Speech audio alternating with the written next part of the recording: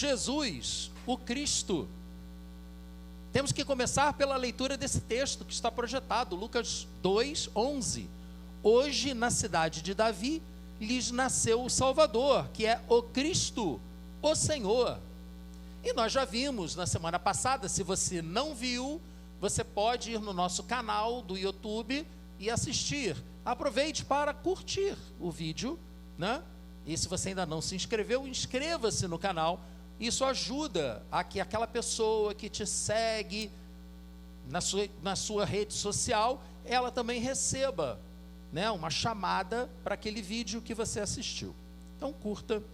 E queremos assim, não é para aparecermos, né, mas é para que a mensagem seja melhor divulgada. É um canal que está à nossa disposição, vamos usar. Então, se você quiser ouvir a mensagem passada, está lá. Nela nós dissemos que a palavra Cristo, né, acabamos de ler aqui, que na anunciação do nascimento de Jesus, os anjos disseram que ele era o Cristo. E vimos que o Cristo significa Messias em hebraico, ou ungido, né, traduzindo para o nosso idioma. Mas o importante não é o conhecimento em si, mas a compreensão das dimensões que este título de o Cristo, atribuído a Jesus, trazem para a sua vida. Vimos que é no Antigo Testamento, as escrituras sagradas do tempo de Jesus, que encontramos as três funções, os três ofícios que eram desempenhados por pessoas separadas por Deus, escolhidas por Deus, ungidas com óleo para representar que o Espírito de Deus estava sobre elas: os sacerdotes, os profetas e os reis. Portanto, ao chamarem Jesus de o Cristo, o Messias, o ungido, os anjos estavam anunciando o título de Jesus. Jesus é o sumo sacerdote perfeito, que foi o que vimos na semana passada. Jesus também é profeta, que veremos hoje, e rei, domingo que vem à noite. De manhã, cantata, de noite, celebração normal, com a última mensagem dessa pequena série. Agora, fazendo um super resumo do que significa Jesus Cristo ser o sumo sacerdote perfeito, é que, 2 pontos, nós não necessitamos mais de sacerdotes humanos para intercederem por nós, pois a intercessão de Jesus é suficiente para alcançarmos a graça de Deus. E vimos também que não é necessário mais realizar sacrifícios de animais, pois o sangue de Jesus é suficiente para nos reconciliar com o Pai, e encobrir todos os nossos pecados. Isso é o que nós vimos na semana passada. Mas aí eu lhe pergunto, se você esteve aqui na semana passada, você ouviu, nós oramos juntos. Se você não ouviu e está ouvindo pela primeira vez, ainda assim, cabe a pergunta: como é que você tem aplicado na sua vida o significado do sacerdócio perfeito de Cristo? Esses 2 pontos em que resumimos esse significado. Jesus como intercessor perfeito, constante, pleno, ao lado do Pai. Jesus como o sacrifício vivo, perfeito, que elimina a necessidade de outros sacrifícios para que possamos nos reconciliar com o Pai. Como você tem aplicado isso à sua vida? Porque não adianta você saber isso e não viver isso. Você precisa buscar aplicar a sua vida. Ah, mas eu não sei como. Peça ajuda ao Pai em oração. Senhor, eu soube essa informação maravilhosa, como é que eu posso aplicar isso à minha vida? Como é que eu posso viver a dimensão plena do sacerdócio de Cristo para mim? Você precisa buscar. E o Senhor lhe informará, porque a palavra de Deus diz que quem busca acha, a quem bate se abre. Mas hoje veremos então a segunda função, profeta. E aí eu peço que você abra a sua Bíblia em Deuteronômio, capítulo 18. Deuteronômio, capítulo 18. Porque no Antigo Testamento nós vemos que Moisés é o profeta por excelência, é o modelo máximo de profeta. Houve outros profetas sensacionais depois dele, como Elias, Eliseu, por exemplo, mas Moisés é o top, é o auge, é o super profeta. E a Bíblia, lá em Deuteronômio 18, 15 a 22, diz assim: o Senhor, o seu Deus, levantará do meio de seus próprios irmãos um profeta como eu. Ouçam-no, pois foi isso que vocês pediram ao Senhor, ao seu Deus, em Horebe, no dia em que se reuniram, quando disseram: não queremos ouvir a voz do Senhor, do nosso Deus, nem ver o seu grande fogo, senão morreremos, queremos um intermediário. Versículo 17, o Senhor me disse. Agora, Moisés está falando o que o Senhor disse para ele. Eles têm razão. Levantarei do meio dos seus irmãos um profeta como você, e porei minhas palavras na sua boca, e ele lhes dirá tudo o que eu lhe ordenar.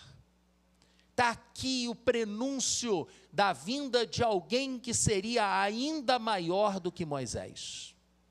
O profeta perfeito. E dessa passagem, nós podemos aprender, entender que a principal função de um profeta era revelar a vontade de Deus, revelar a palavra de Deus, era falar em nome de Deus. Ou seja, enquanto os sacerdotes representam os homens perante Deus, falam dos homens para Deus, os profetas falam de Deus para os homens. Eles se complementam. Mas não são muitos, na verdade, não há nenhum caso conhecido de profeta que também tenha sido sacerdote. Nem Moisés era sacerdote. O sacerdote era o irmão dele, Arão. Mas Jesus foi o sacerdote supremo e foi o profeta perfeito. Mas aí eu lhe pergunto, mais uma. Você sabe dizer como Jesus exerceu essa função profética na sua vida terrena? Temos que olhar para Jesus para entender o que ele fazia para aplicar na nossa vida. É isso que a gente faz quando vai ler a Bíblia, né? Busca o conhecimento, o princípio, contextualiza o princípio à nossa realidade, aplica a nossa vida e procura viver aquilo com a ajuda de Deus. E aí você tem que se perguntar: você sabe dizer como Jesus exerceu essa função profética? Eu vou ajudar você. Foram 3 atitudes de Jesus que demonstram esse ministério profético dele. Primeira delas, Jesus ensinou com autoridade única. Ninguém antes dele ensinou com a autoridade com que ele ensinou. Nem Moisés. De novo, comparando Jesus com Moisés. Abram no Evangelho de Mateus, capítulo 5.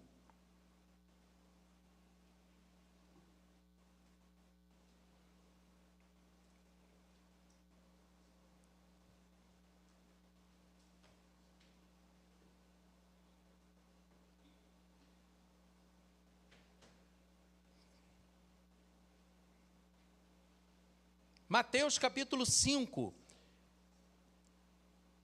nós temos uma compilação de palavras de Jesus,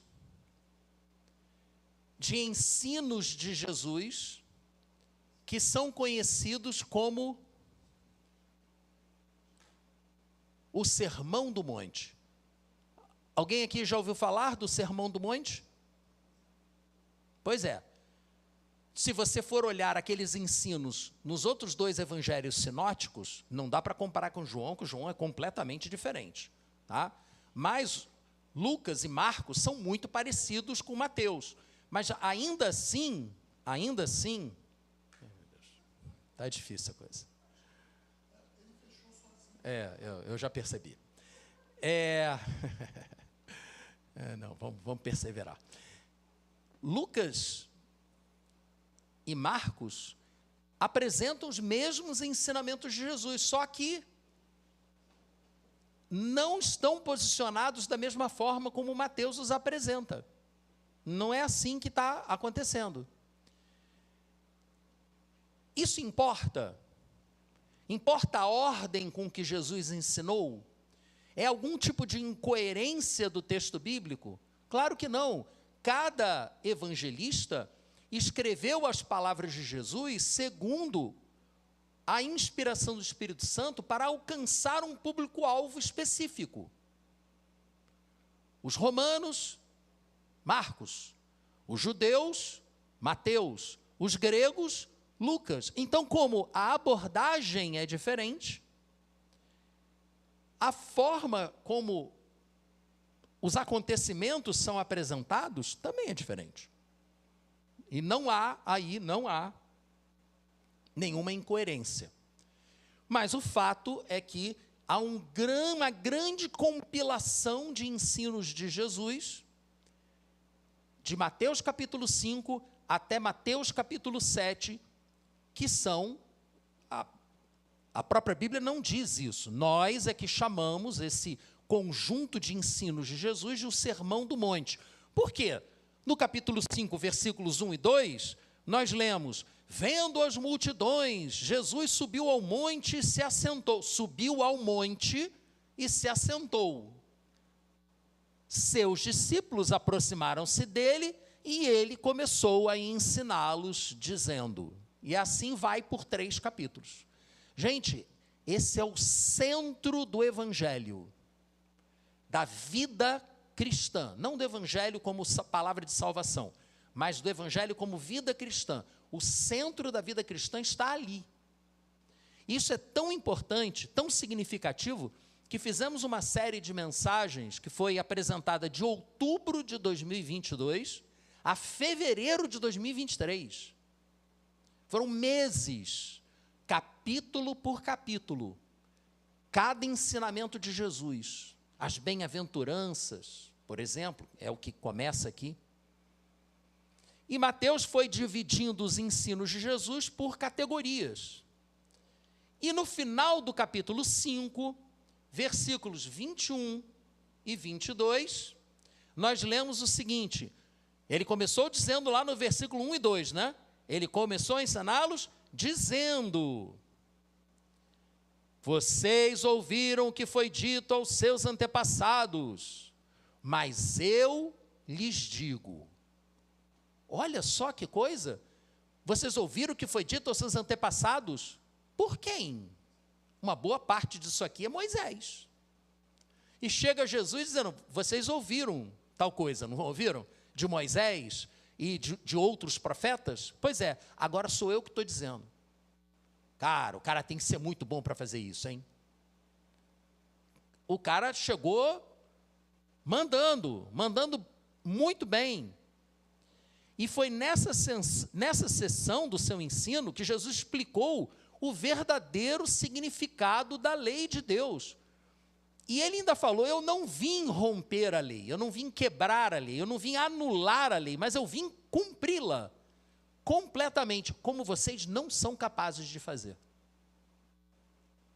Então ele não ressignificou a lei, como algumas pessoas hoje em dia ficam dizendo, né, que a gente tem que ressignificar a lei. Não, ele não ressignificou, ele explicou de uma forma que ninguém tinha entendido ainda.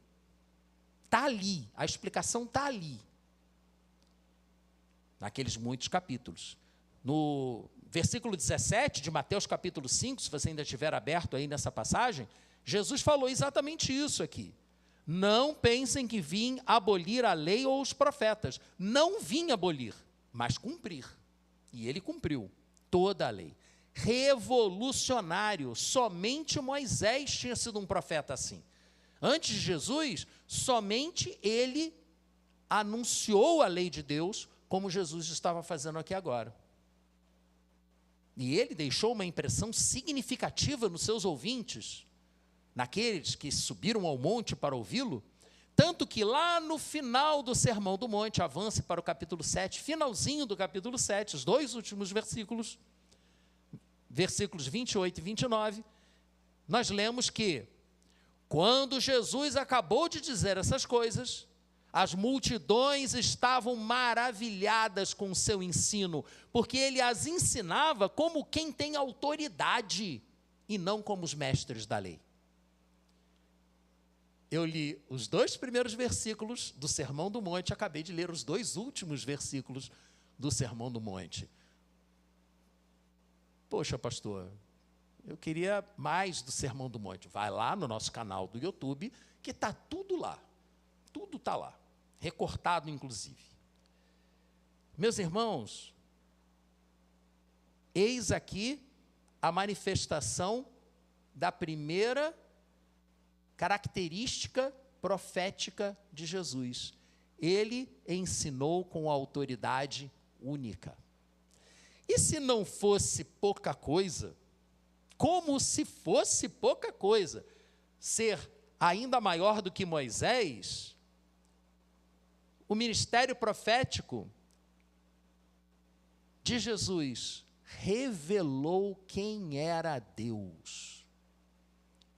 Sabe aquela história? Antes eu te conhecia de ouvir falar, mas agora os meus olhos te veem. Você se lembra quem falou isso? Paulo aos Coríntios, capítulo 13, primeira carta dele. Nós todos enxergamos a Deus de uma forma distorcida, mas pela ajuda do Espírito Santo e olhando para Jesus como exemplo, nós conseguimos enxergar a Deus. Por quê? Jesus foi o profeta que revelou Deus em si mesmo, um exemplo vivo do que ele estava falando. João, capítulo 14, versículos 6 a 11, temos uma passagem chamada de O Caminho para o Pai, em que Jesus respondeu aos seus discípulos: eu sou o caminho, a verdade e a vida. Ninguém vem ao Pai a não ser por mim.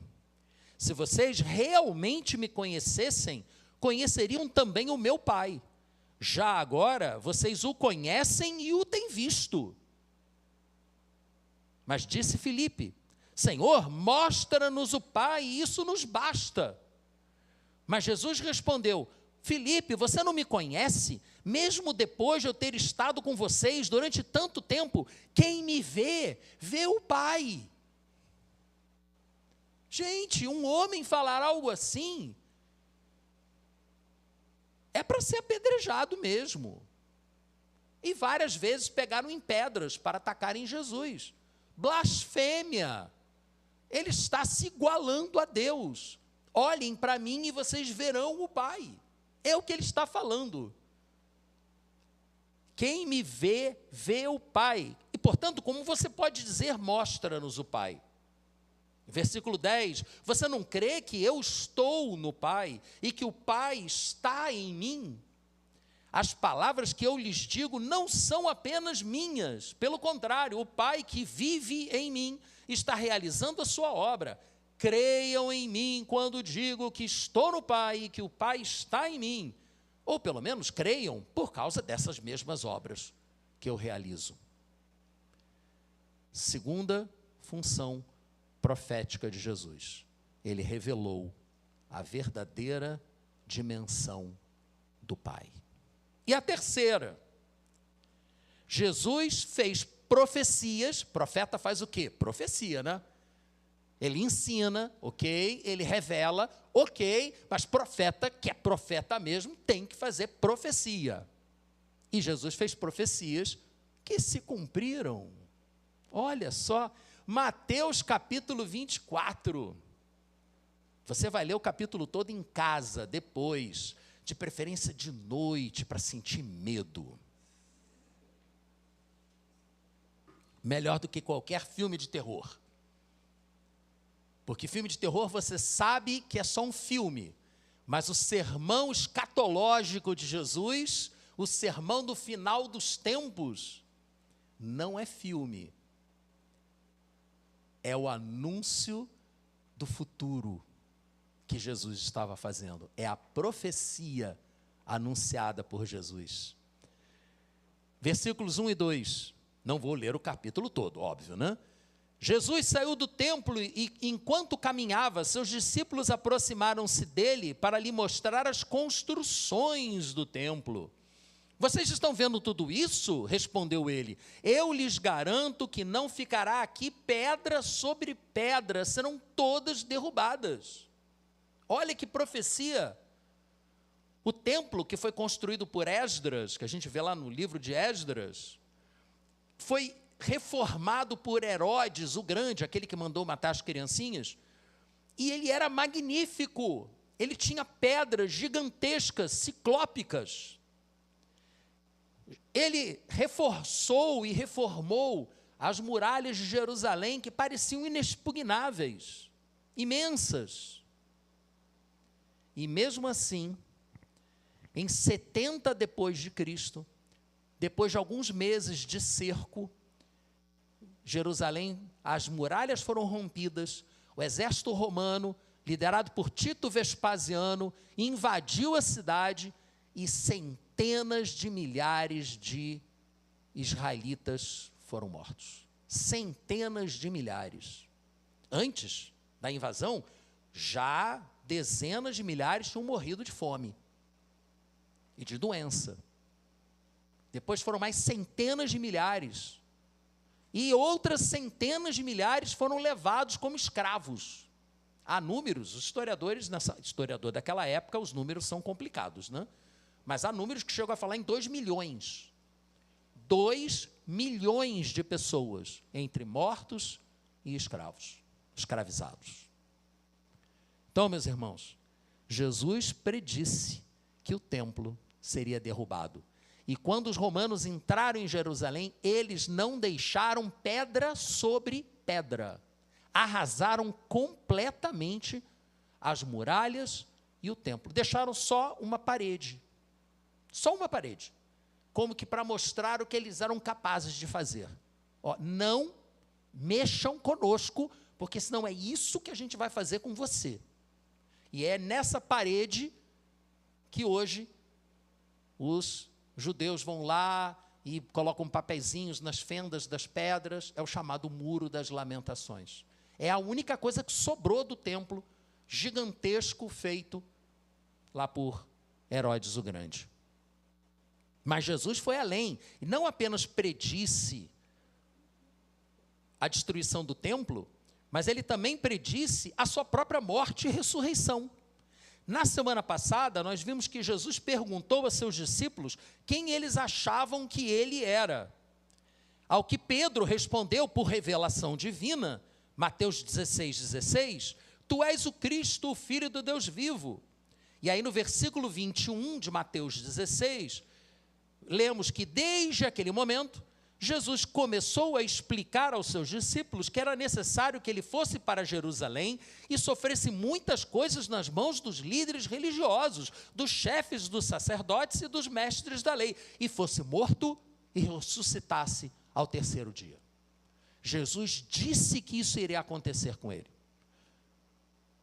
O incrível é que os seus discípulos não acreditaram, porque não era isso que eles queriam.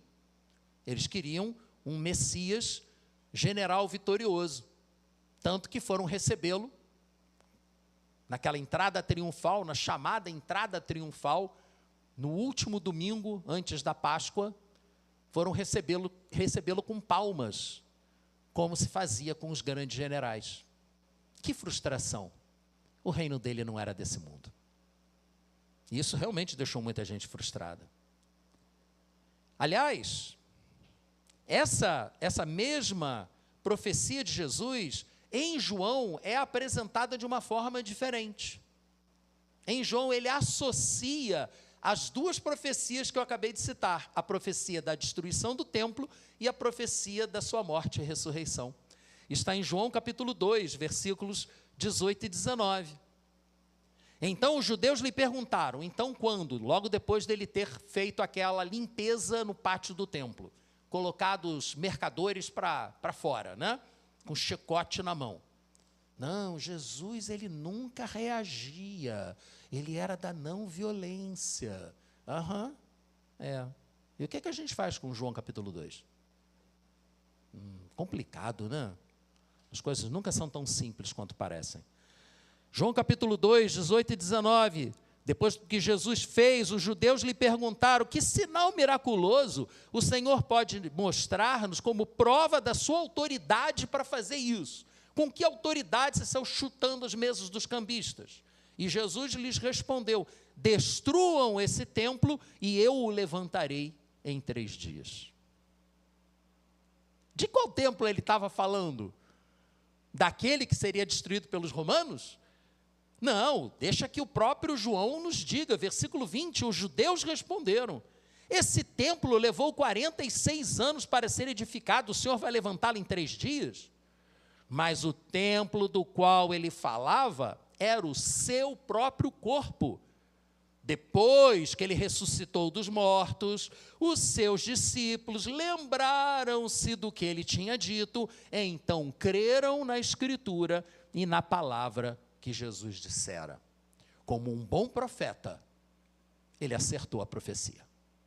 Porque a palavra de Deus diz, como é que você sabe se alguém é profeta do Senhor mesmo ou não? Se as profecias dele se cumprem. Vocês já notaram que normalmente os profetas lançam profecias para depois do tempo dele já estar morto? Jesus vai voltar em 46 anos. Eu espero até lá já estar morto e ninguém vai poder cobrar isso de mim. Gente, várias pseudo-religiões cristãs começaram com profecias que não se cumpriram. Mórmons, Adventistas do sétimo dia, Testemunha de Jeová, tudo foi profecia sobre a volta de Jesus que não se cumpriu. Estranho, né? É por isso que devemos crer numa das mais importantes profecias de Jesus, que também está lá no sermão escatológico. Lembra? Mateus capítulo 24? Volta lá no capítulo 24. Versículo 30. Finalzinho do sermão escatológico. Hoje eu estou só no início e no final das passagens, para que a gente possa ir logo para o nosso cafezinho. Então aparecerá no céu o sinal do Filho do Homem, e todas as nações da terra se lamentarão, e verão o Filho do Homem vindo nas nuvens com poder, nas nuvens do céu, com poder e grande glória. Todos verão quando Jesus voltar. Jesus está afirmando isso. Eu vou morrer, mas eu vou ressuscitar e eu vou voltar. Aliás, eu vi uma camiseta esses dias que eu quase comprei. Era aquele rosto típico de Jesus, né?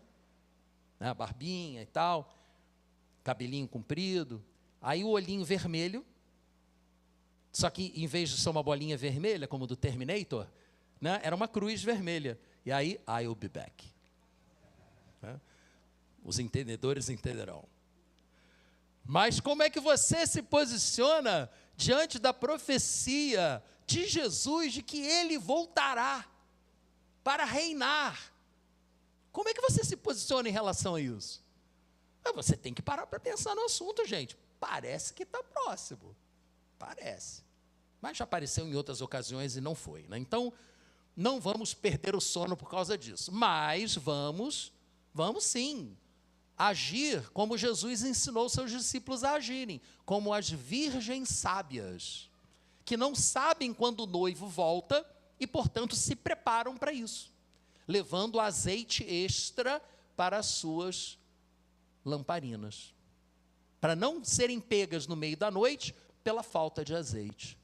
Nós precisamos sempre estar renovando o azeite em nossas vidas. Alguém aqui não sabe o que o azeite representa? É a presença do Espírito Santo. Precisamos estar buscando essa presença, a renovação do Espírito em nossas vidas constantemente, porque a gente não sabe quando o noivo voltará. Noivo? A Bíblia compara Jesus com o noivo e nós, sua igreja, como a noiva. Ele está voltando. Aliás, essa profecia de Jesus, do seu retorno, nos remete a um exercício contínuo da função profética de Jesus, mesmo depois da sua morte e até o seu retorno. Assim como Jesus continua como sacerdote perfeito à direita do Pai, ele também continua como o profeta perfeito. Porque a função profética de Jesus só se completará quando ele retornar. Aí a última profecia se cumprirá. E quando a última profecia se cumprir, acabou a história. Como dizia C.S. Lewis, na hora que o autor da peça é chamado ao palco, é porque a peça acabou. Quando ele chegar, acabou. 1 Coríntios, capítulo 13. Aliás, antes disso, João 16, 13. Quando o Espírito da verdade vier, ele os guiará a toda a verdade. Jesus está ao lado do Pai, mas ele enviou o seu Espírito para nos guiar a toda a verdade enquanto ele não retorna. Ele foi, mas não nos deixou sozinhos. Ele enviou o seu Espírito para caminhar conosco ao longo da nossa vida. E, para finalizar,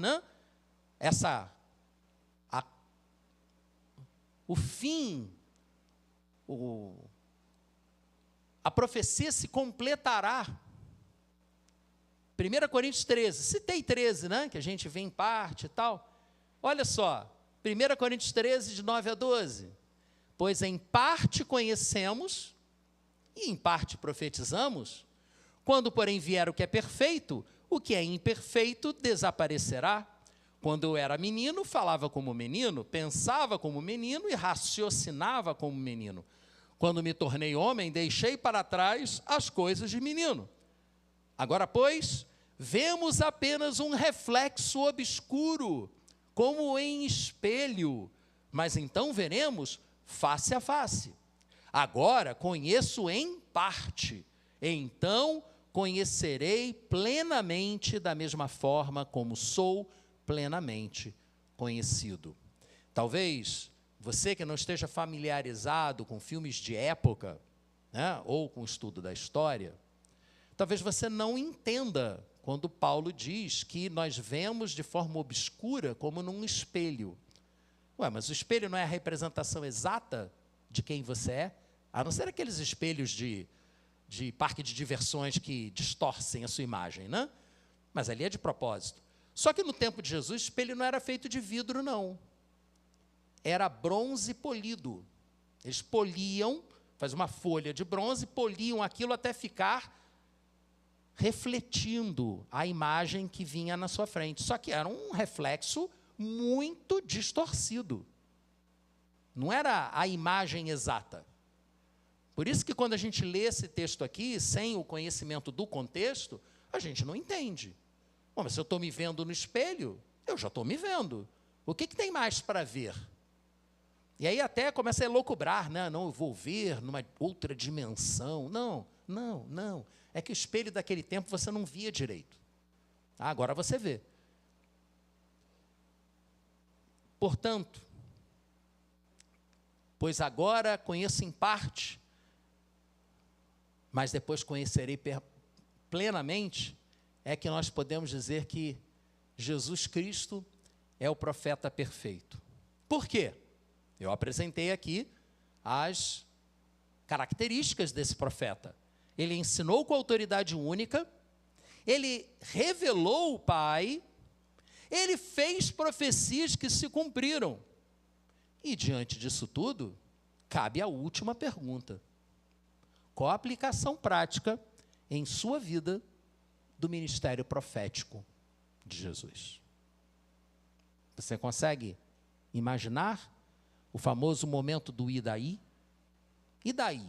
O que é que isso tem a ver comigo? Jesus é a palavra final de Deus. Os profetas não são aqueles que anunciam a palavra de Deus? Que revelam a vontade de Deus? Jesus é a revelação definitiva de Deus. Ele nos mostra claramente quem é Deus e o que Deus quer de nós. Portanto, obedeça. Obedeça. Pois Ele é a palavra final de Deus. Ele é a revelação definitiva de quem é Deus. Eu quero orar por você. Porque ouvir a voz de Deus não é tão simples. Porque nós temos muitos outros ruídos que ficam competindo pela nossa atenção, que ficam distraindo a nossa percepção. Ouvir é uma bênção do Senhor, só que às vezes a gente ouve mal. Então nós precisamos da ajuda de Deus para ouvir bem. E além disso, precisamos da ajuda de Deus para obedecer o que ouvimos. Porque não adianta nada você ficar clamando ao Senhor para que Ele se revele a você, e quando Ele se revela, você diz que não vai fazer. Ah, não, isso eu não vou fazer não. E vocês acham que, não, mas se Deus falasse comigo, eu jamais diria não para Ele? Infelizmente, a minha experiência é que a gente muitas vezes faz besteira. E mesmo Deus mandando, a gente não faz. Então, meus irmãos, eu quero orar por você, em primeiro lugar, para que você ouça e compreenda a voz de Deus. E em segundo lugar, para que o Senhor te capacite a obedecer.